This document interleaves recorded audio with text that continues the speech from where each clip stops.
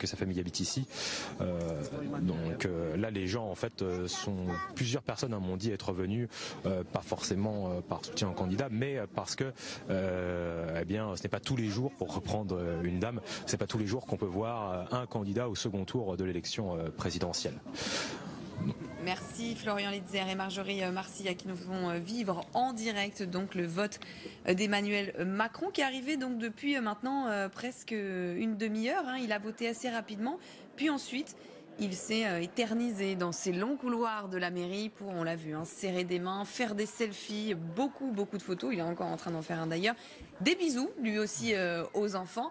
Beaucoup de monde pour accueillir Emmanuel Macron. Alors, on l'a vu aussi en direct sur LCI. Marine Le Pen est arrivée à la mairie d'Hénin-Beaumont aux alentours de 11h, juste après Emmanuel Macron. Finalement, ils ont voté à quelques minutes d'intervalle. En revanche, sur place, nos envoyés spéciaux nous disent très peu de monde, en tout cas à Hénin-Beaumont, notamment comparé à cette séquence assez incroyable qu'on est en train de vivre à la mairie du Touquet, Adrien. C'est pas le même type de commune, c'est pas le même type de population, c'est pas le même type de candidat non plus. Là, ce que l'on voit, ça nous explique également pourquoi Emmanuel Macron a toujours tant de mal à tenir ses agendas, son timing. Il a ça de François Hollande en lui, c'est-à-dire qu'il y a la théorie et puis il y a la pratique. Saluer, bien sûr. Là, faut pas non plus être complètement dupe. Bien sûr, lui, il prolonge cet exercice parce qu'il lui est strictement favorable sur le plan de l'image. Il sait qu'il y a des caméras qui sont là en ce jour de vote. Et ce que je vous disais tout à l'heure, c'est qu'à mon avis, il ne faut pas non plus considérer mécaniquement que l'intégralité des personnes qui sont présentes ici aujourd'hui soient des électeurs d'Emmanuel Macron ou des soutiens. La curiosité autour d'un candidat à la présidentielle, elle est légitime, elle a toujours existé. Même François Hollande, quand il était au plus bas dans les enquêtes d'opinion, président le plus impopulaire de l'histoire, continuait à chaque déplacement d'être quand même malgré tout accueilli par des curieux et de se livrer lui-même à l'exercice du bain de foule. Le bain de foule ne veut pas forcément dire traduction politique. Est-ce qu'on a souvenir, Michel Cotta, de telles scènes pour un candidat qui vote ? Je ne suis pas sûre, encore que... ça dépend, parce qu'ils se déplacent dans leur fief, vous comprenez, ils votent dans leur fief. Évidemment. Alors évidemment, quand François Mitterrand votait dans la Nièvre, à Château-Chinon, il y avait autour de lui beaucoup de personnes aussi, parce que c'est à la fois les personnes familières, pas forcément les électeurs, mais aussi même si c'est ceux une qui ville sont qui a en proches. majorité voté François Fillon au premier tour à 50% quand même, le Touquet. Voilà, mais une ville dont plus... le maire s'est rallié, a annoncé son désir de voter au deuxième tour pour Emmanuel Macron. Donc effectivement, en mettant un peu l'enfant du pays, encore que ce soit sa femme, qui soit l'enfant du pays, et aussi la perspective et justement, regardez, Michel Cotta, est-ce que vous vous souvenez de ça pour Nicolas Sarkozy? Parce que lui, en tout cas, il est en train d'arriver, vous le voyez, main dans la main, lui aussi avec sa femme, qui a eu une place importante pendant son quinquennat, c'est Carla Bruni Sarkozy. Nicolas Sarkozy qui, lui, va voter dans le 16e arrondissement de Paris. Adrien, c'est aussi... son endroit, son lieu, son fief, c'est là où il vote toujours. Oui, bien sûr, parce que c'est la résidence familiale désormais, c'est la résidence initialement de son épouse Carla Bruni Sarkozy, ce lycée Jean de La Fontaine, là où il est resté inscrit même quand il était président de la République française. Nicolas Sarkozy qui, pour le coup, certes, n'a jamais été accueilli par des foules comparables, mais là, on est à Paris, oui. Peut-être un contexte qui est moins favorable également, des habitudes qui sont différentes. Ça ne l'a pas empêché d'être élu président de la République à un moment. Et alors, il va faire la queue cette fois. Et vous avez remarqué qu'il l'avait, sauf si ma mémoire me trahit, il l'a fait. Il l'a fait la dernière fois. Il y a 15 jours. Ça n'a pas toujours été le cas. Les municipales, me semble-t-il, peut-être. Et on le voit ici, on va le suivre alors que l'on suit toujours évidemment le couple Macron qui salue la foule, qui va peut-être enfin prendre la direction de sa voiture pour la suite de son programme. Est-ce que nous sommes toujours avec Florian Litzler? Si vous m'entendez, Florian, quelle est la suite du programme pour Emmanuel Macron dans les heures qui viennent, alors qu'on suit Nicolas Sarkozy à droite de cet écran? Bon, alors il n'a pas coupé la file a priori, mais c'est allé très rapidement pour l'ancien chef la suite du programme pour Emmanuel Macron. C'est d'ailleurs positionné aussi, Adrien, assez clairement. Oui. Pendant cet entre-deux tours. Exactement, il n'y a pas eu en réalité de gros doutes sur le positionnement des principaux leaders politiques qui, pour la plupart, se sont exprimés en faveur d'Emmanuel Macron, au motif qu'il fallait opérer un barrage au Front National. C'était une parole qui était attendue, mais qui ne suffit pas à elle seule, bien sûr, à constituer bascule potentielle de l'élection.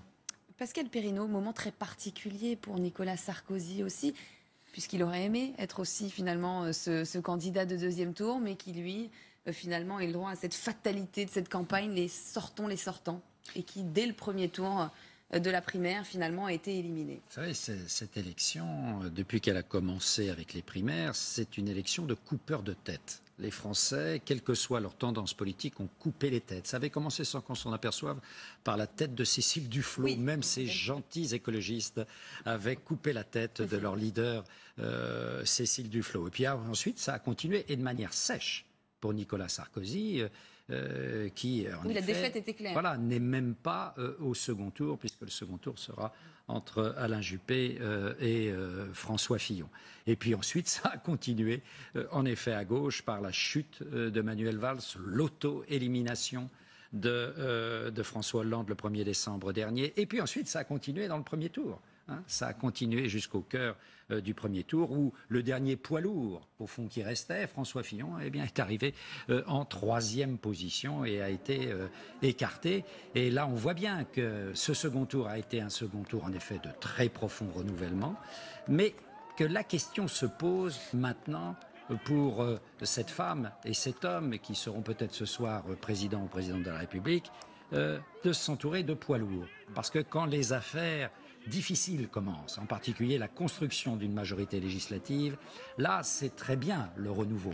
Mais il faut aussi avoir l'expérience, et l'expérience politique. On l'a évoqué tout à l'heure, on vient de voir Carla Bruni-Sarkozy voter, c'est au tour de Nicolas Sarkozy. On a aperçu d'ailleurs Claude Goasguen, également l'élu de ce 16e arrondissement de Paris. La question qui se pose également, lorsqu'on voit ces images de ce ancien président éliminé, lui en 2012, qui était revenu à la présidence de l'UMP des Républicains et qui était revenu pour candidater à cette élection. Est-ce que c'est possible pour ceux qui sont sortis justement, Anne Muxel, de revenir ? C'est difficile. C'est possible. C'est difficile. Donc voilà, nous avons bien vu, en tout cas avec Nicolas Sarkozy, que ça n'a pas pu se produire. Voilà, c'est quand même une question très difficile. Et Nicolas Sarkozy, Adrien, il peut avoir encore un poids. Quel est son avenir finalement politique ? Lui aussi, on l'a senti. Alors, en 2012, il avait dit finalement qu'il se retirait, puis il est assez vite revenu en disant qu'il avait changé.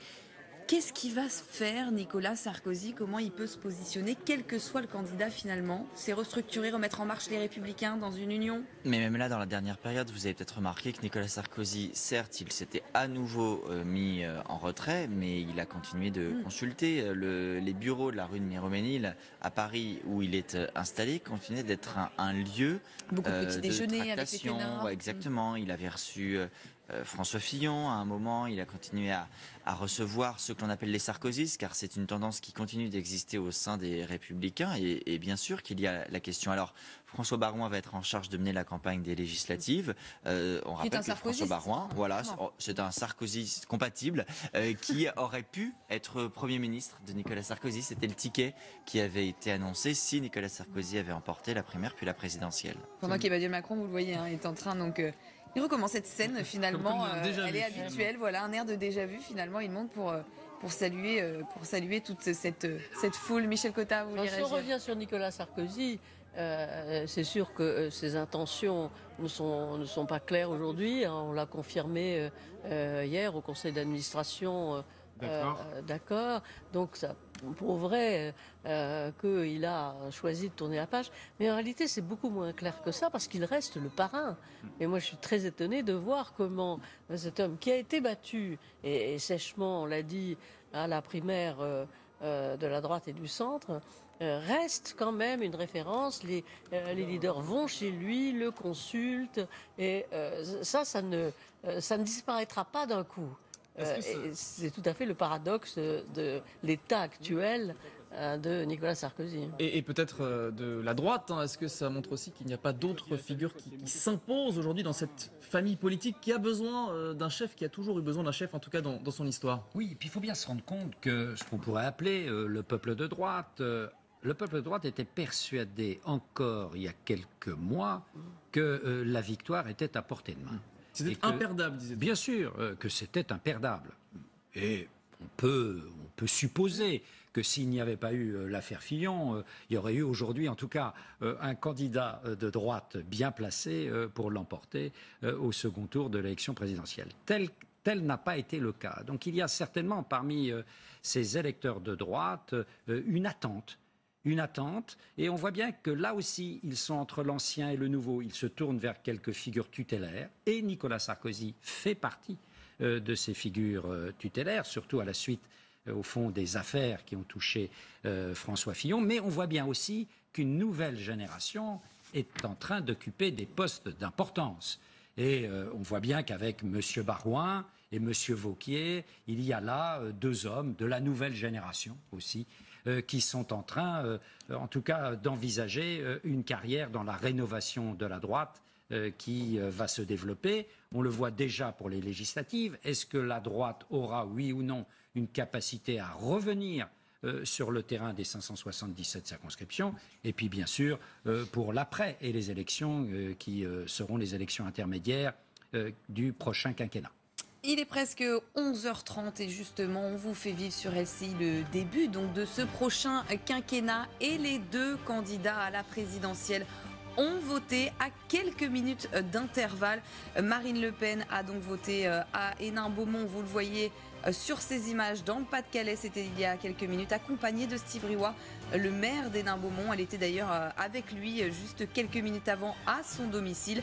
Et puis Emmanuel Macron, lui, a voté au Touquet. Il est arrivé, il y avait beaucoup de monde qui l'attendait au Touquet. Vous voyez cette image, et non parce que ça c'est Benoît Hamon qui a voté à Trappes ce matin. Mais voilà Emmanuel Macron qui est donc arrivé au Touquet en présence donc du maire du Touquet qui l'a accompagné, maire de droite. Emmanuel Macron qui était accompagné bien sûr aussi comme toujours de son épouse Brigitte Macron.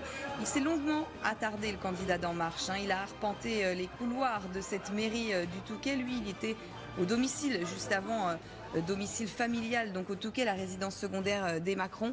Il a donc voté, il a mis son bulletin dans l'urne juste avant Marine Le Pen. Et puis il est parti il y a quelques minutes. Justement, on va aller prendre la température dans un bureau de vote. Bureau de vote du 7e arrondissement de Paris, où on va retrouver Marie Belot. Marie, est-ce que vous pouvez nous dire comment ça se passe depuis ce matin? Vous êtes arrivée très tôt dans ce bureau de vote. Est-ce qu'il y a du monde? Est-ce qu'il y a des files d'attente? Est-ce qu'il y a des périodes de creux? Dites-nous tout. Eh bien écoutez, ça fonctionne vraiment par vague.